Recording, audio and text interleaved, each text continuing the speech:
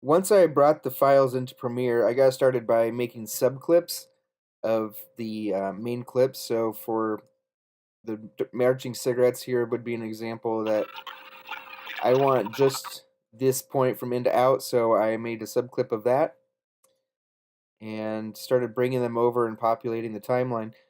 Uh, I started out with the PSA ad as the base and brought in the marching cigarettes over it.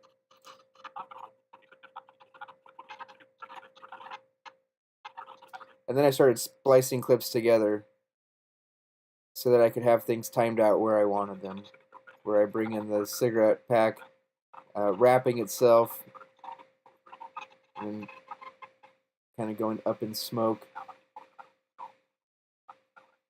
I scaled the dancing cigarettes a little bit so they'd be right at the same size as the skulls. And I adjusted the timing here so you can see each one of these as a splice. I did some crossfading, I did some hard transitions.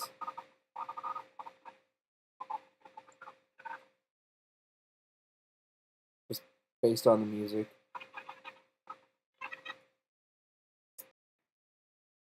For the date scene, I needed some additional footage. I was sick of using what I'd already been using. I didn't want to keep going with it. And I wanted to do something more specific for a date scene, which the scenes that I had just didn't have anything that would work well for it. So I found another file on the archives, and this one is full of anti-smoking ads as well as cigarette ads, kind of similar to the one I'm making, but about 45 minutes long, so it's a little longer, but it was full of stuff. As a matter of fact, this is where I got the background song also. So I came in and found some date scene type situations. There's quite a few in the video.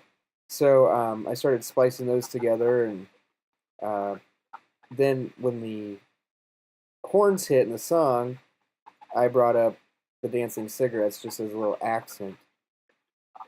So I kind of tried to follow along with the story with the video, like what's happening in the song is somewhat similar to what's happening in the video, with the little occasional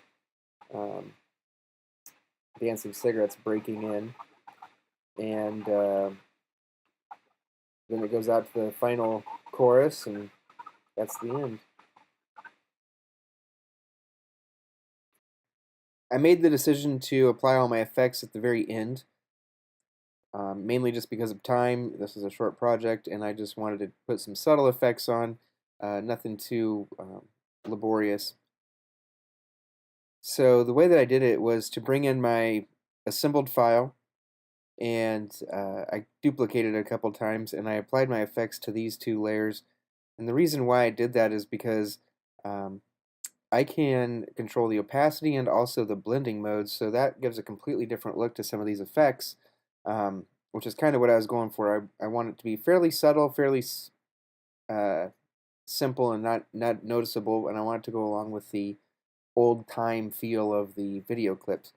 So the first thing I did was to add a color emboss effect, and this came right out of the stylize menu over on the effects panel.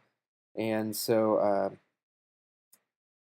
that looks like this. So here it is originally, and with the effect applied, you can see it just boosts up the contrast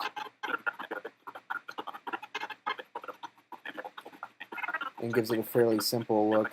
The other thing that is on this layer is the HLS auto noise, and it's animated, so as over time it kind of gives it that fuzzy noise thing. I turned the size way up, but I have it overall turned down pretty far, and I did give it just a little bit of color so that when you get into some of these colored scenes,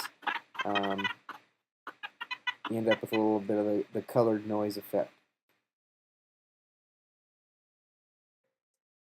For my other effect layer, I use the replicate effect, which is also in the stylize menu.